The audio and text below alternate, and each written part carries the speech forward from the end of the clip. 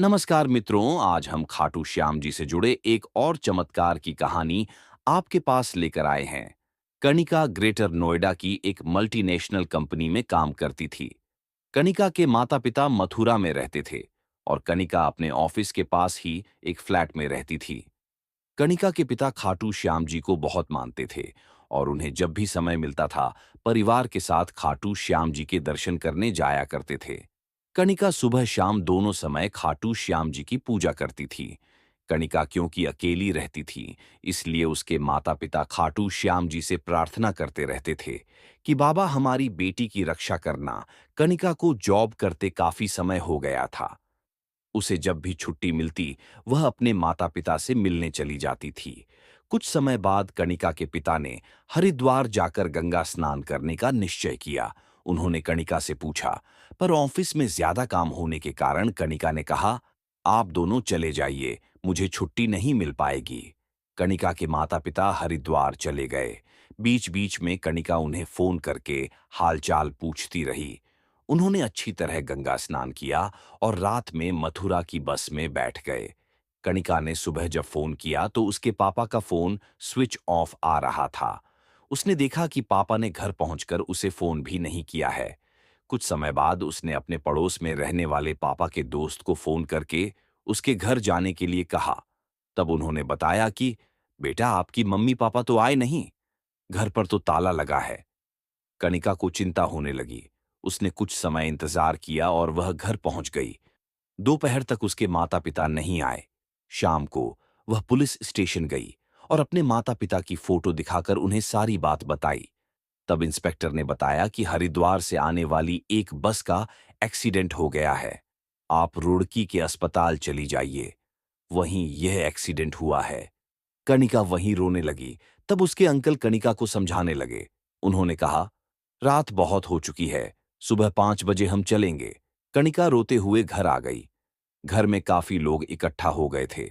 उसने किसी से बात नहीं कि वह खाटू श्याम जी के सामने जाकर बैठ गई और बाबा का ध्यान करके कहने लगी, मेरे माता पिता की रक्षा करो बाबा, उनके अलावा मेरा कोई नहीं है, मुझे अनाथ न होने देना बाबा। इसी तरह वह प्रार्थना करते करते वहीं सो गई। सुबह वह जल्दी उठ गई और अंकल के साथ रुड़की चली गई। वहां सभी अस्पताल, पुलिस स्टेशन, सब जगह ढूंढा, पर उसके माता पिता का कहीं पता नहीं चल। फिर वे लोग उस जगह पहुंचे जहां एक्सीडेंट हुआ था। कनिका का दिल बैठ जा रहा था। वह मन ही मन खाटू श्याम जी का नाम लेने लगी। उसने दोबारा पुलिस स्टेशन जाकर सभी घायलों की ओर, यहां तक कि मरने वालों की भी लिस्ट चेक की, पर उसके माता पिता का कहीं पता नहीं चला। कनिका को लगा सब खत्म हो गया। कनिका हार कर घर वापस आ गई। मथुरा से भी वह बार बार पुलिस स्टेशन फोन करती, पर उसके माता पिता का कोई सुराग नहीं मिल पा रहा था।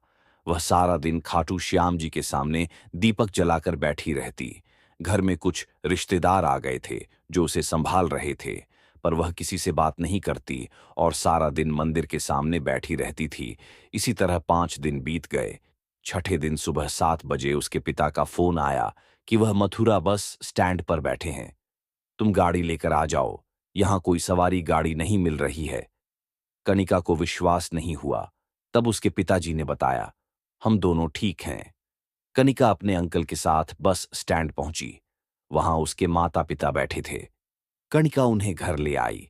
तब उसके माता पिता ने बताया कि उन्हें भी चोट लगी थी और वह बेहोश हो गए थे। जब उनकी आंख खुली तो वह एक फ्लैट में थे। एक भले से व्यक्ति उनकी सेवा करते रहे। जब हम थोड़ा ठीक हुई तो हमने देखा उस फ्लैट पर हमेशा इत्र की खुशबू रहती थी। जब हमने उनसे पूछा तो उन्होंने बताया कि वह खाटू श्याम जी की पूजा करते हैं और उन्हें इत्र लगाते हैं। उसकी वजह से इत्र की खुशबू आती है। हमने उन्हें दिन में कई बार खाटू श्याम जी के मंदिर के सामने पूजा करते देखा था। हमने तुम्हें फोन करने की कोशिश की, पर हमारा फोन काम नहीं कर रहा था। कल रात उन्होंने हमें मथुरा की बस में बिठा दिया और हम यहां आ गए। कनिका बहुत खुश थी। उसके माता पिता के घर आते ही बधाई देने वाले और हाल चाल पूछने वालों की भीड़ लग गई। इस तरह कई दिन निकल गए। जब कुछ फुर्सत मिली तो कनिका ने कहा, पापा, हमें उन अंकल से मिलना चाहिए, मैं उनका शुक्रिया करना चाहती हूँ। आप कल सुबह मेरे साथ चलेंगे। अगले दिन कणिका अपने माता पिता के साथ रुड़की में इस फ्लैट के पास पहुंच गई। वहां जब ऊपर जाने लगे तो गार्ड ने रोका। तब कणिका ने बताया कि उन्हें तीसरी मंजिल पर रहने वाले अंकल से मिलना है। इस पर गार्ड ने कहा, यह बिल्डिंग तो पिछले 1 साल से खाली है, यहां कोई नहीं रहता। कणिका ने अपने पिता से पूछा, आप गलत जगह तो नहीं ले आए? तब उसके माता पिता ने कहा, नहीं बेटी, हम इसी बालकनी में बैठकर यहां का सारा नजारा देखते थे। कणिका ने गार्ड से आग्रह करके तीसरी मंजिल पर चलने को कहा। वहां जाकर देखा कि कोई नहीं था। उसके पिता ने जब वह कमरा खोला जहां खाटू श्याम जी का मंदिर था, तो उन्होंने देखा वहां खाटू श्याम जी का मंदिर है और इत्र की खुशबू आ रही है। कणिका ने कहा, पापा खाटू, नरेश ने खुद आपकी सेवा करके आपको नई जिंदगी दी है। वह खुद आपका सहारा बनकर यहां रहे। तीनों की आंखों से आंसू बह रहे थे। उस दिन से उनका श्याम बाबा पर विश्वास और बढ़ गया है।